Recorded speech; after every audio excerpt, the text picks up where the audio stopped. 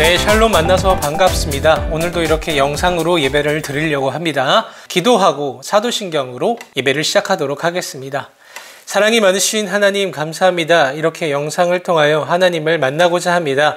오늘 말씀을 귀 기울여 듣게 하시고 하나님의 그 생명의 뜻을 우리 가운데 부어주시옵소서. 사랑이 많으신 예수님의 이름으로 기도드렸습니다. 아멘.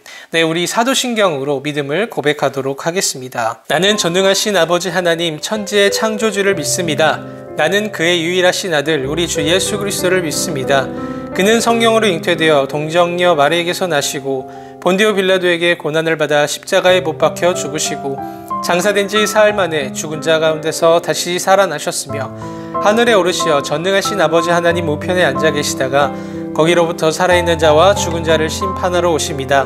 나는 성령을 믿으며 거룩한 공교회와 성도의 교제와 죄를 용서받는 것과 몸의 부활과 영생을 믿습니다. 아멘. 네, 오늘 우리가 살펴볼 본문은 요한일서 2장 1절에서 6절 말씀입니다. 요한일서 2장 1절에서 6절 말씀입니다. 네, 우리 다 같이 한번 읽어보도록 하겠습니다. 나의 자녀들아, 내가 이것을 너희에게 쓰면 너희로 죄를 범하지 않게 하려 함이라. 만일 누가 죄를 범하여도 아버지 앞에서 우리에게 대언자가 있으니 곧 의로우신 예수 그리스도시라. 그는 우리 죄를 위한 화목제물이시니 우리만 위할 뿐 아니요 온 세상의 죄를 위하심이라. 우리가 그의 계명을 지키면 이로써 우리가 그를 아는 줄로 알 것이요 그를 아노라 하고 그의 계명을 지키지 아니하는 자는 거짓말하는 자요 진리가 그 속에 있지 아니하되 누구든지 그의 말씀을 지키는 자는 하나님의 사랑이 참으로 그 속에서 온전하게 되었나니 이로써 우리가 그의 안에 있는 줄을 아노라. 그의 안에 산다고 하는 자는 그가 행하시는 대로 자기도 행할지니라. 아멘. 네, 오늘 우리는 요한일서 2장을 통해서 하나님 안에 거한다는 것이 과연 무엇인가 라는 것을 한번 살펴보려고 합니다. 오늘 말씀 제목은 니들이 계명 맛을 알아? 라고 하는 제목입니다. 옛날에 롯데리아 광고할 때 우리 신구 선생님인가요? 니들이 개맛을 알아? 뭐 이렇게 얘기했던 광고가 있었죠. 그 광고를 패러디해서 니들이 계명 맛을 알아? 라고 하는 이 질문을 제목으로 잡아봤습니다. 사실 이 질문 자체에 오늘 말씀에 굉장히 중요한 핵심이 담겨져 있습니다. 바로 안다 라고 하는 것이 과연 무엇인가 라는 이 중요한 주제가 담겨져 있는 것이죠. 우리가 알매의 의미를 나누기에 앞서서 요한일서 2장 전체를 한번 살펴보면 좋은데요. 깊게 들어갈 수는 없고 간단히 요약만 한번 해보려고 합니다. 우리 2장은 4단락으로 나눠져 있습니다. 첫 번째 단락 1절에서 6절에서는 죄를 짓지 말라 권면을 하면서 예수님이 대언자가 되신다는 것을 보여주고 있죠. 두 번째 단락인 7절에서 11절에서는 옛 계명과 새 계명을 얘기를 하면서 형제를 사랑하는 것, 자매를 사랑하는 것이 곧 계명이다라는 것을 제시해주고 있습니다. 세 번째 단락인 12절, 17절에서는 요한의 공동체가 이 세상을 이겼다. 우리의 믿음이 이 세상을 이기는 믿음이다 라고 하는 것을 제시해주고 있습니다. 그렇기 때문에 이 세상을 사랑하지 말고 하나님을 사랑하라고 권면을 하고 있죠. 네 번째 단락 18절, 29절은 적 그리스도를 경계하라 라고 하면서 이제 들은 말씀에 순종하면 아들과 아버지 안에 거하게 된다. 그것이 곧 영원한 생명을 약속받은 신앙이다 라는 것을 보여주고 있습니다. 우리가 이렇게 요약을 했을 땐 이 주제가 굉장히 다양하고 복잡한 것 같지만 사실 가만 보면 이 단락들이 서로 연결되어 있고 밀집되어 있다라는 것을 볼 수가 있습니다. 먼저 우리가 이 요한일서 2장에 나타나는 기독론, 예수님에 대한 고백, 정체성이 어떤 것인가 라는 것을 보려고 합니다. 2장에서는 1장과 다른 요한일서의 기록 목적이 나타나죠. 그 기록 목적이 무엇이다? 너희가 죄를 범하지 않게 하려 하는 것이다 라고 얘기를 하고 있습니다. 그러나 만약 우리가 죄를 짓다가 넘어져도 우리가 걱정할 필요가 없는 것은 무엇일까요? 바로 대언자이신 예수 그리스도가 있기 때문입니다. 대언자라는 것이 과연 무엇일까요? 대신 말을 해주는 사람이죠. 그렇다면 예수님이 우리의 대언자가 되신다? 누구한테 무슨 말을 어떻게 해주시는 걸까요? 바로 하나님에게 죄인된 우리를 변호하시는 역할로서 예수님이 계신다는 것입니다. 원어상으로는 파라클레토스라고 하는데요. 돕기 위해 부름을 받은 자라고 얘기를 합니다. 표준 세번역과 공동 번역을 보면 변호해 주시는 분이라고 얘기를 하고 있습니다. 우리가 죄인이지만 예수님께서 대속하셨기 때문에 십자가 고난을 통하여 우리의 죄를 감당하셨고 자신의 그 의로움으로 우리의 무죄함을 하나님 앞에서 변호를 해주고 계신다라는 것을 뜻하는 것이죠. 자, 그렇다면 왜 예수님이 대언자가 되시느냐? 2절에서 말하는 것처럼 예수님께서 스스로 그 화목 제물이 되어주셨기 때문이죠. 이스라엘에 5가지 제사가 있죠. 번제, 소제, 속건제, 화목제, 속죄제 이렇게 5가지가 있는데 그 중에서 이 화목 제사는 관계의 회복, 평화, 화목을 위한 제사였습니다. 하나님과 이스라엘의 그 관계를 회복하기 위한 제사, 또 이웃과 이웃 간의 그 관계를 회복하기 위한 제사로서 화목 제사가 드려졌죠. 그 제물로서 예수님이 희생이 되신 것이다 라고 얘기를 하는 것이죠. 이와 같은 구약적인 의미로 예수님의 십자가가 해석되고 있는 것이죠. 그런데 우리는 한 가지 착각하고 있는 것이 있습니다.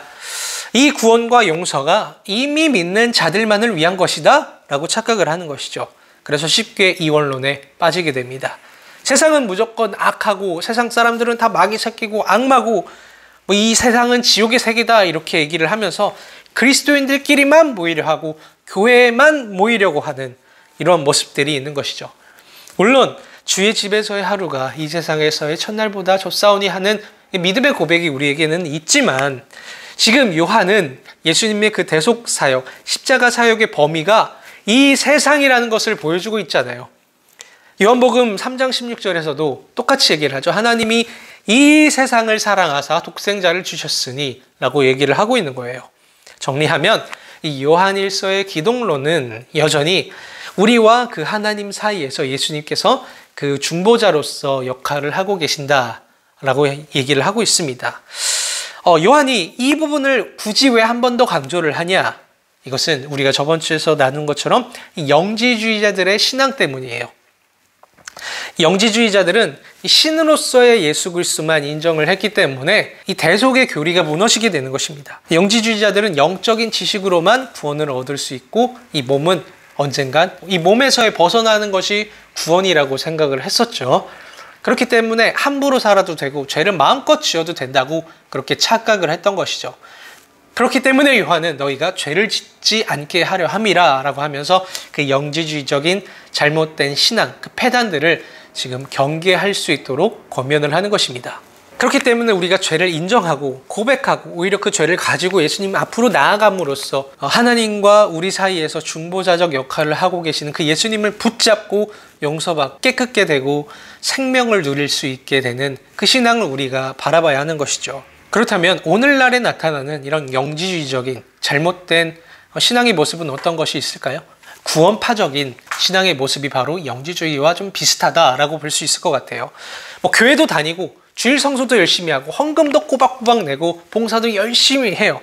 그런데 이 세상에서는 하나님과 전혀 상관없이 살아가요. 이미 용서를 받았기 때문에 날마다 그 속죄의 자리로만 나아가고 성화는 없는 거예요.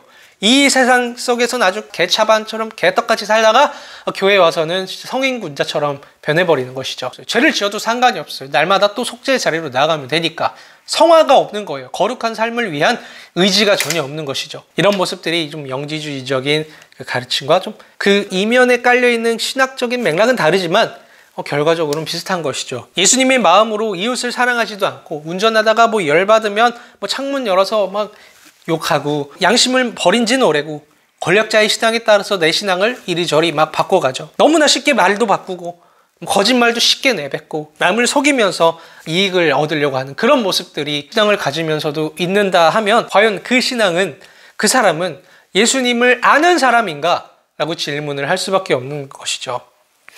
그래서 요한은 이 3절 이하를 통해서 이런 잘못된 신앙을 지적하고 있는 거예요. 그의 계명을 지키면 이로써 우리가 그를 알고 안다고 하면서 계명을 지키지 않으면 거짓말하는 자다라고 얘기를 하는 것이죠. 진리가 그 속에 있지 않다라고 강조를 하고 있는 것입니다. 우리가 이 지점을 깊게 이해하려면 요한 1서에 담겨져 있는 이 알의 의미에 대해서 깊게 탐구를 해봐야 합니다. 요한이 말하고 있는 이 알의 의미는 첫 번째로 이 관계적인 알미예요. 두 번째는 어떤 그 지식적인 대상에 있어서 실천적인 알 의미합니다. 관계적인 알과 실천적인 알. 이 두 가지가 있다는 거예요. 첫 번째로 이 관계적인 알에 대해서 한번 살펴봅시다. 이 관계적인 알미라 하는 것은 about, 무엇에 대해서 아는 게 아니에요. 이 차이가 이런 겁니다. 모든 국민들이 문재인 대통령을 알아요. 그런데 문재인 대통령이 저를 알까요? 알진 않죠. 이건 진정한 알미 아닌 거예요. 왜냐? 서로 아는 게 아니기 때문이죠. 하지만 여러분들이 친구와 서로 잘 알잖아요. 그건 이제 진정한 알미인 것이죠. 관계적인 알, 서로 사귐의 관계 안에 있는 알미인 것이죠. 이게 바로 진정한 알, 요한 1서에 나타내는 교제로서, 사귐으로서의 알을 의미합니다. 자, 두 번째로는 지식적인 대상에 있어서 실천을 전제하는 이해, 알미예요. 요한 1서에 이러한 알미 반영되어 있는 이유는 뭐냐면 바로 히브리적 개념에서의 지혜, 안다는 것, 이것이 바로 실천과 함께 가기 때문입니다. 이미 히브리인들에게 있어서 이 알미라는 것은, 뭔가를 안다는 것은 알기 때문에 행하는 거예요. 행함과 알미 떨어지지가 않아요. 안다면 행하는 거고 행한다면 아는 거예요. 이게 두 가지가 항상 같이 가는 것입니다. 이 두 가지의 알에 대한 개념이 요한 1서에 깊게 반영되어 있는 거예요. 그래서 우리가 예수님을 안다면 이 아들과 아버지의 그 사귐 속에 있게 되는 것이고, 또 그 알의 증거가 주님의 그 계명에 순종하느냐 마느냐, 그것으로 나타나게 된다는 것입니다. 그런데 요한 1서에서 말하는 이 계명은 요한복음 13장에서 예수님께서 그 제자들에게 새롭게 주신 그 계명을 떠올리게 합니다. 근데 뭐 새로운 계명이라고 했는데 완전히 새로워진 계명이 아닙니다. 옛 계명이지만 그것이 예수 안에서 완전해진, 그렇기 때문에 우리에게는 새롭게 된 계명인 것이죠. 요한복음 13장에서 예수님께서 이렇게 얘기를 하시죠. 새 계명을 너희에게 주노니 서로 사랑하라. 내가 너희를 사랑하는 것 같이 너희도 사랑하라. 너희가 서로 사랑하면 이로써 모든 사람이 너희가 내 제자인 줄 알리라. 요한은 지금 예수님께서 제자들에게 하셨던 이 말씀을 깊게 새기고 있기 때문에 요한 1서를 통해서 한 번 더 이러한 내용들을 우리에게 말해주고 있는 것입니다. 15장 10절에서도 예수님께서 말씀하셨죠. 내가 아버지의 계명을 지켜서 그 사랑 안에 거하는 것처럼 너희도 내 계명을 지키면 내 사랑 안에 거할 것이다. 내 계명은 다른 것이 아니다. 너희가 서로 사랑하라 하는 것이다. 라고 말씀하시죠. 즉 주신 율법, 이 십계명, 이 하나님을 사랑하고 이웃을 사랑하는 것이 율법과 선지자의 대강령이라고 예수님께서 말씀을 하셨잖아요. 이 율법과 선지자의 대강령, 이 십계명을 예수님께서 그 삶을 통하여 이루셨죠. 그리고 그 의미를 다시 완전케 하셨고, 십자가와 고난을 통하여 율법 앞에서 정죄를 받은 그 모든 죄인들의 죄를 짊어지시고 대속하셨죠. 그리고 당신의 의로움을 우리에게 주셨어요. 이것을 sweet exchange, 달콤한 교환이라고 하죠. 당신의 의를 우리에게 주시고 우리의 죄를 가져가셨어요. 이 달콤한 교환을 이루신 것이죠. 그렇기 때문에 이제는 예수 안에서 완전해진 그 율법을 우리가 예수님을 믿는 자들이 성령을 통하여 내 가슴에, 내 마음에 새기게 되는 것이죠. 이제는 그 율법의 십계명 두 돌판에 새겨주신 것이 아니라 우리 가슴에 새겨졌죠. 성령으로 하여금. 그래서 히브리서 10장 16절에서 이렇게 얘기를 합니다. 주께서 이르시되 그날 후로는 그들과 맺을 언약이 이것이라 하시고 내 법을 그들의 마음에 두고 그들의 생각에 기록하리라 하신 후에. 그러니까 하나님의 그 율법이 이제는 우리 마음에 새겨져 있는 것이죠. 이제 그 마음에 새겨진 그 율법을 통해서 우리가 성화의 삶을 살아가게 되고 계명을 실천할 수 있게 되는 것이죠. 생명의 성령의 법에 따라 사랑하는 사람으로서 율법을 이루면서 살아가게 되는 것입니다. 이로써 아들과 아버지 안에 거하는 신앙을 하게 되는 것입니다. 이스라엘이 율법을 지킴으로써 나는 너희의 하나님이 되고 너희는 내 백성이 되리라 하는 이 하나님과의 관계를 이루었다면, 이제는 율법이 우리 마음 안에 새겨진 이 새 계명, 이 사랑으로서 코이노니아, 진정한 생명의 사귐을 누리게 되는 것입니다. 이것이 요한이 바라보고 있는 새롭게 된 언약의 공동체, 코이노니아인 것입니다. 이러한 사귐 속에 있을 때에 우리의 육신의 정욕, 안목의 정욕, 이생의 자랑인 이 세상에서 우리가 벗어나고 하나님 안에 영원히 거하게 되고 그 영원한 생명을 누리게 되는 것입니다. 이처럼 관계적으로 아는 것, 실천을 전제한 알미라는 이것이 요한일서 2장 전체를 관통한다라는 것을 이해하면 좋을 것 같습니다. 너무 깊게 들어갔나요? 너무 많은 내용을 다루려고 하다 보니까 좀 복잡하게 된 것 같습니다. 이제 요약하면서 오늘 말씀을 마무리하고 기도로 마무리하려고 합니다. 하나님은 예수 그리스도로 하여금 우리를 초대하고 계시죠. 당신의 그 영원한 생명의 사귐으로 우리를 초대하고 계십니다. 이를 위해서 우리는 예수 그리스도의 이름을 힘입어 성령의 역사심에 따라 이 새 계명을 지키면서 살아가야 하는 것입니다. 이 새 계명이란 무엇이다? 사랑하는 것이죠. 그리고 그 사랑의 구체적인 내용이 바로 십계명이라고 할 수 있습니다. 이전의 그 율법은 우리의 죄를 깨닫게 하는 역할을 하였지만 이제는 예수로 하여금 완전해진 그 율법은 이제 성령과 더불어 우리를 성화로 나아가게 합니다. 우리가 이 죄를 넘어서 죄인된 삶에서 벗어나 이제는 성령을 쫓아 행하는 삶으로써 새 언약의 공동체, 하나님과의 그 사귐 속에 거하는 그런 주의 백성이 되는 것이죠. 우리가 행해야 할 그 진리가 무엇인가 알기 위해서 성경을 피고 하나님의 말씀을 들어야 합니다. 진리를 탐구해야 합니다. 그렇게 우리가 순종의 자리로 나아갈 때 우리 삶에 고난이 있지만 오히려 그 속에 하나님의 사랑이 온전하게 될 것입니다. 자, 이렇게 기도하고 마무리했으면 좋겠습니다. 하나님, 육신의 정욕, 안목의 정욕, 이 세상의 그 자랑을 따르다가 죄와 사망에 머무르지 않게 하여 주시옵소서. 오직 말씀을 듣고 내 맘에 두어 행함으로써 그 삼위 하나님과의 사귐 속에서 머무르게 해 주시옵소서. 이렇게 생명 가득한 인생이 되게 하여 주시옵소서. 예수님의 이름으로 기도합니다. 라고 기도했으면 좋겠습니다.